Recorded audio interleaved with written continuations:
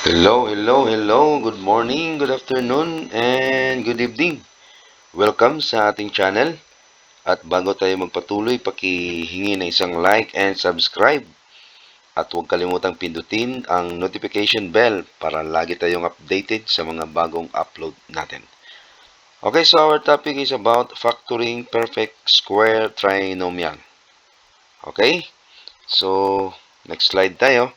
So, perfect square trinomial is the result of squaring a binomial. Ibig sabihin, kapag mag-square tayo ng binomial, ang result ay isang perfect square trinomial. A perfect square trinomial has first and last terms. Okay? So, dapat yung first and tsaka yung last terms ay perfect, no, which are perfect squares. And the middle term, which is twice the product of the square root of the first and last terms. Okay? So, ito yung formula natin. So, x squared, okay, plus 2x plus y squared. So, ibig sabihin, ito yung pattern. Okay? Or formula number 1. So, yung result niya, that is equal to the quantity of x plus y times the quantity of x plus y. So, equals the quantity of x plus y squared, or the square of the quantity of x plus y. Okay, so ito yung pattern number 1 or formula number 1. Okay, yung number 2, so x squared minus 2xy plus y squared. So that is equal to the quantity of x minus y times the quantity of x minus y. So equals the quantity of x minus y raised to the power of 2, or the square of the quantity of x minus y. Okay, so ang titingnan na natin dito yung pattern natin. So, sa pattern number 1, lahat ng sign ay positive. Okay? Tapos dito sa pattern number 2, okay, negative at saka positive. So, kung negative, positive, yung result din natin, yung square na binomial ay negative din. Kung lahat naman na positive, ay ito yung pattern number 1, positive din yan. Okay, so to get perfect square trinomial or to factor perfect square trinomial, number 1, get the square root of the first and last term. So, kunin lang natin yung square root ng first and last term. Okay? Madali lang ito. And number 2, list down the square root of, or the square root as sum or difference. Kasi merong or dyan, sum or difference of two terms. Kasi titingnan natin kung anong pattern na gagamitin natin. Either pattern number 1 or pattern number 2. Okay, next. Okay, example na tayo. Factor, or example number 1, factor 4x squared minus 4x plus 1. So, balikan natin yung formula natin. This is pattern number 2 kasi negative, positive. Okay, negative, positive. Okay? So, pattern number 2 tayo. So, letter A, you have to get the square root of the first term. So, yung first term natin dito is si 4x squared. So, kunin natin yung square root ng 4x squared.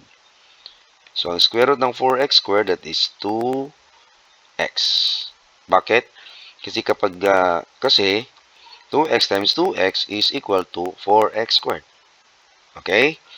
Then, letter B, get the square root of the last term. So, yung last term natin dito is positive 1. So, square root ng 1, that is equal to 1.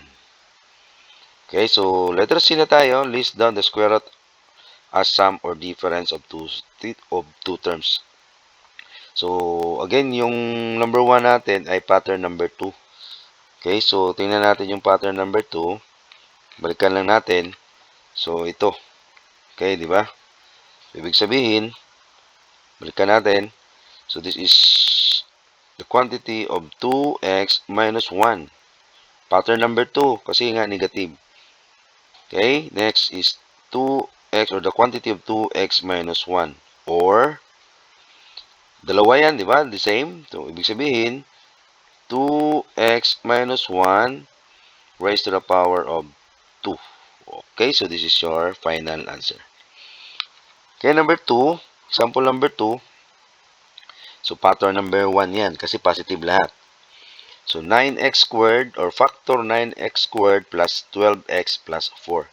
So, ang gagawin lang natin, kunin natin yung square root ng 9x squared at saka ni 4. So, square root ng 9x squared, okay, equals 3x. Kasi 3x times 3x is equal to 9x squared. Okay, then square root of 4, that is 2. Okay? Then, kunin natin ang pattern natin na gagamitin ay yung pattern number 1.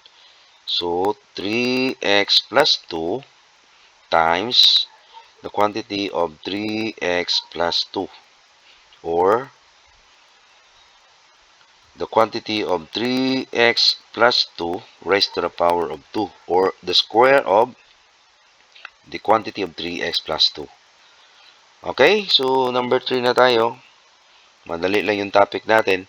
So, x squared minus 2x plus 1. Pattern number 2 yan. So, yung square root of x squared, that is x. Then, square root of 1, nasolve na natin to kanina, that is 1.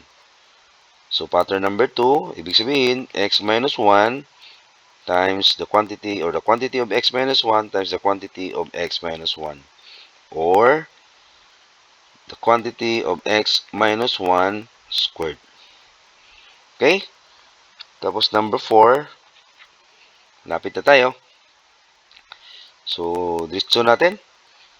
Yung yung factor ng x squared ay x. Di ba? Tapos, gamit tayo ng pattern number 2 kasi merong negative. Ibig sabihin, minus. Then, square root of 100 is 10. Okay? The same din sa kabila. X minus 10. Or, x minus 10, or the square of x minus 10, or the square of the quantity of x minus 10. So, ito na yung final answer natin. Number 5. Okay, number 5 is 4a squared plus 4ab plus b squared. So, pwede natin idiretso yan. So, factor ng, or the square root of 4a squared ay 2a. Since positive and positive yan, so pattern number 1. Or formula number 1. So, ibig sabihin, positive yan dyan.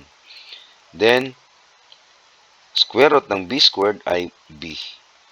Okay, so ang mong bantayan lang ang first term at saka yung last term.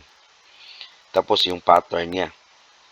Okay, then 2a plus b, or the quantity of 2a plus b. Tapos huwag kalimutan yung square dyan sa taas. Okay, so ito lang po yung topic natin. At again, yung hindi pa nakasubscribe, paki-subscribe na lang at huwag kalimutang pindutin ang notification bell para lagi tayong updated sa mga bagong upload natin. Maraming salamat and God bless.